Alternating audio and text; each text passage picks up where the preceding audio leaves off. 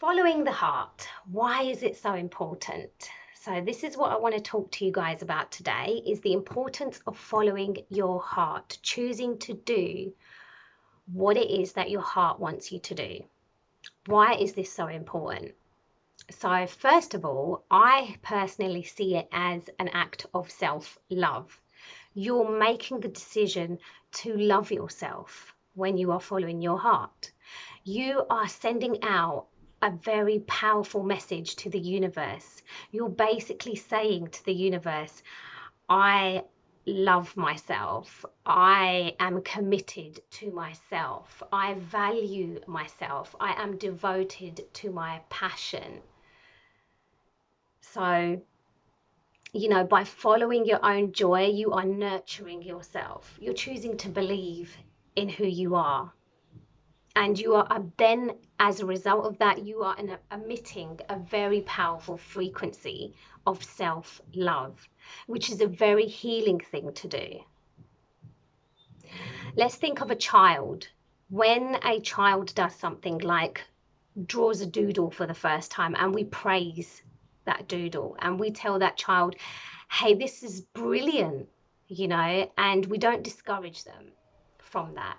And then over the course of time, because they feel so good and they find it so fun to draw these doodles, over time, perhaps those doodles then evolve into more detailed sketches. They continue down that path. They are just choosing to do something that they like doing with no attachment to anything else, to where it's going to end up. So, we don't question that. We don't try and suggest that they take a different path. We just allow them the freedom to be able to do that. It may not, materialize into them becoming a famous painter, or it could, but it may not. But that doesn't matter.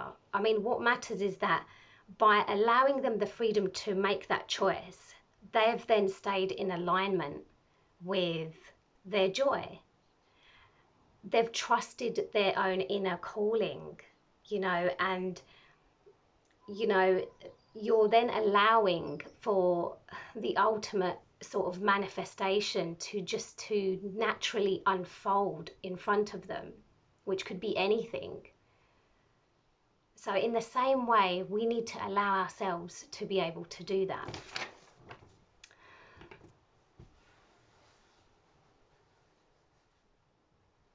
So the point that I'm making about this is that you don't know what the outcome is actually going to be of that thing.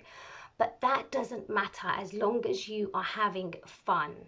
As long as you just allow yourself to be led by the heart. Because the heart knows. It has an intelligence all of its own, and you just have to learn to trust it, because it will always keep you moving towards your highest joy and your highest potential here on earth. So the other thing is, when you are following your heart, you are staying in a high vibration.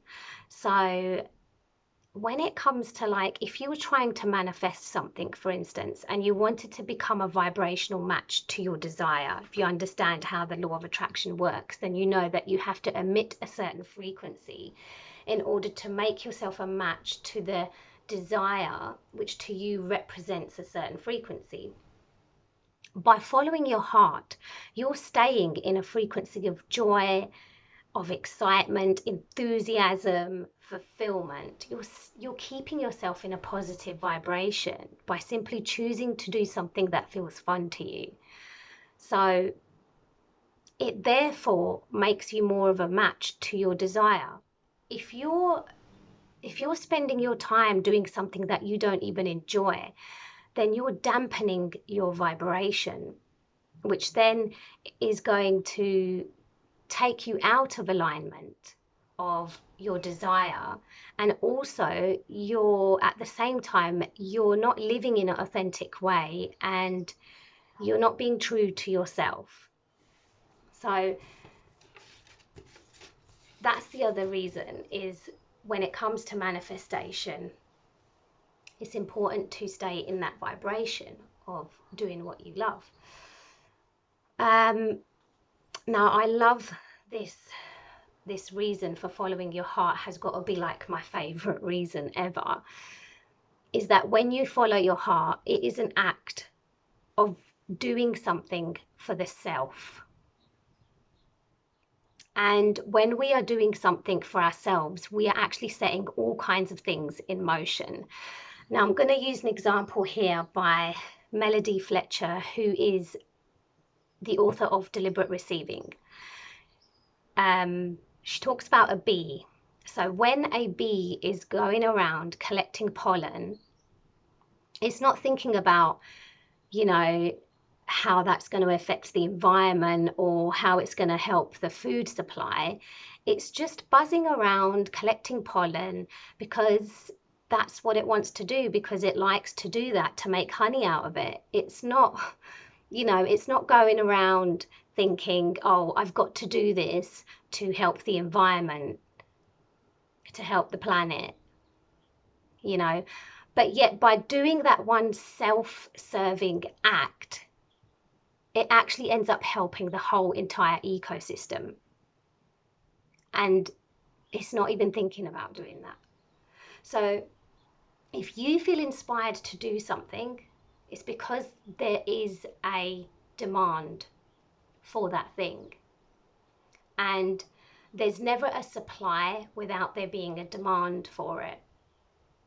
It doesn't matter what it is that you choose to do. There will be those that will resonate with what you're doing, and you know, there are going to be people that are going to benefit from what you're doing in some way.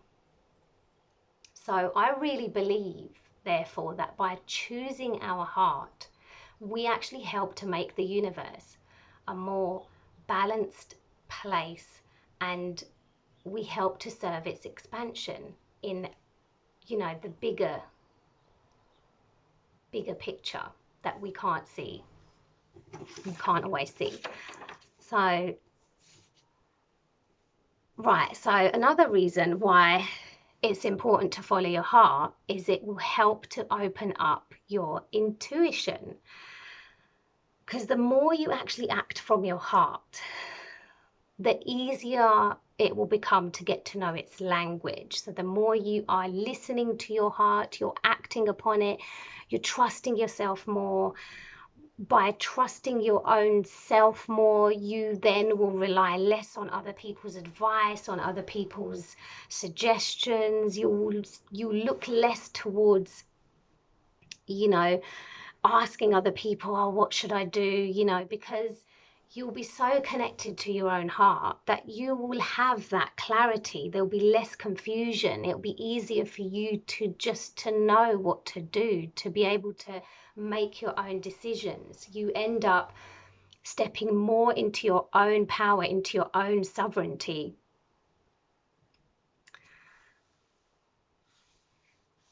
Because, you know, at the end of the day, you are an all-knowing creature. You know what it is that you want to do. It's just that because you stop listening to your heart is where you then start listening to other people.